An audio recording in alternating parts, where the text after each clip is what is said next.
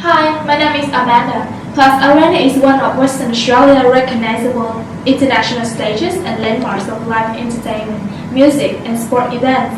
However, the success of this state-of-the-art project is a dark story to be told. Today, my groupmates Rudy, Ivy, Son, and I will critically assess and examine Perth Arena as a project management case analysis. To begin with, the objectives of these presentations are: first, to clearly describe Perth Arena projects and provide an overview background to better understand and underpin this presentation report.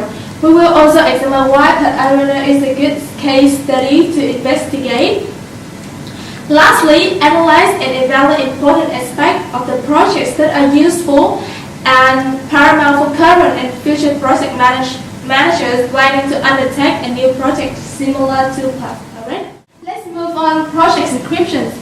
Perth Arena is new multi-purpose indoor stadium with 13,000 seats in sports side and maximum capacity of 15,500 people during concert mode. Part of Perth CityLink projects reconnecting Perth Central Business District with the adjacent Northbridge Entertainment District for the first time in more than 100 years that deliver mixed-use development and improve public transport to better connect the way the people interact with the city.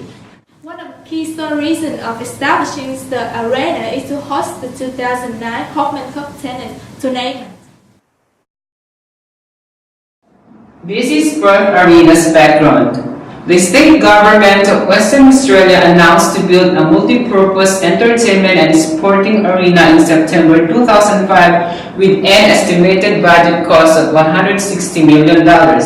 It was initially processed in 2007 by the Department of Housing and Works Management and began construction by Buckerbridge Group of Companies and expected to be open in December 2009. This project was designed by joint venture partners of Ashton Rowland McDougall Architecture and Cameron Chisholm Nico.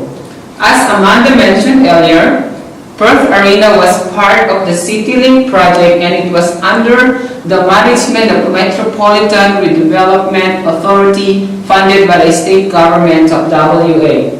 However, Murphy reports that the provision of Perth Arena was in the responsibility of the DHW, which includes the scoping, planning, tendering, and contracting. He also documents that in December 2007, Office of Strategic Projects became in charge for the arena. A year later, when the Department of Treasury and Finance became responsible for all the public works, OSP also became a part of the unit. On the other hand, during the delivery of Perth Arena, there were extreme concerns and controversial denouncements which caused the project into high level of risk resulting from poor project management. Based on the project background that has been provided, Perth Arena has been criticized for poor project management.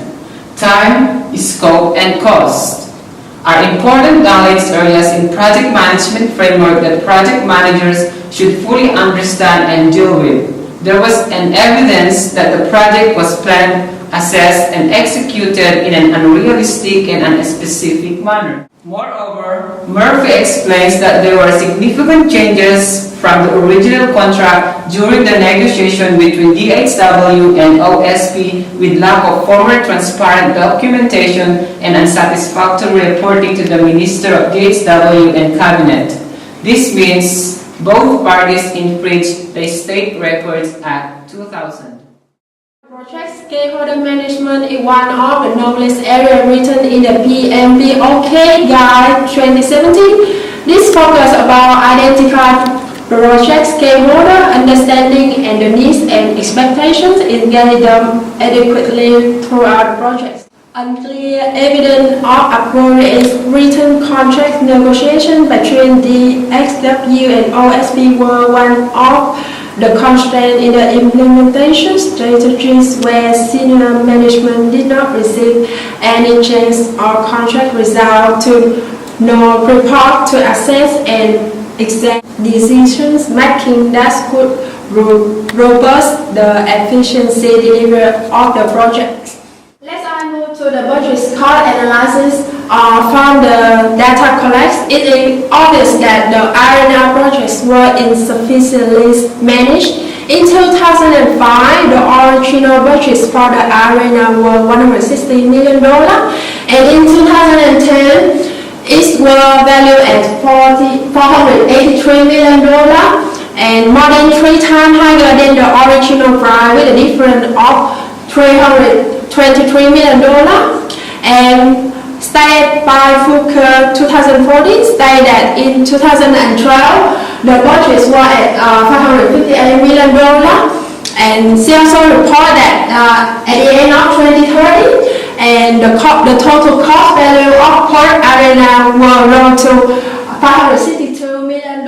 The management and procurement, design, construction, and groundwork, fit out, and transmissions of operation were the only included expenditure from the original cost of $160 million. Surprisingly, the car park were not included in the budgets. That created substantial cost inflation in some areas such as construction and groundwork.